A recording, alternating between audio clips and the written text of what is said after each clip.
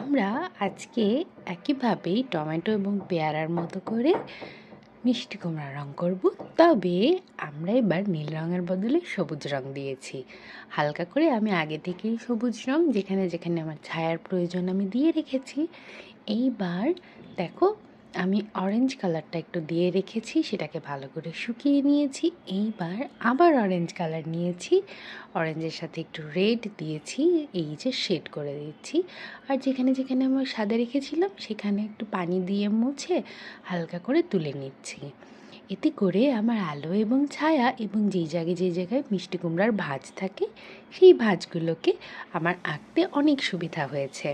তোমরা চাইলে এই পদ্ধতিতে অনেক কিছুই রং করতে পারো।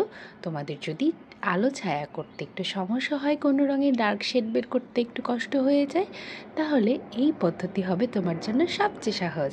আজকের মতোই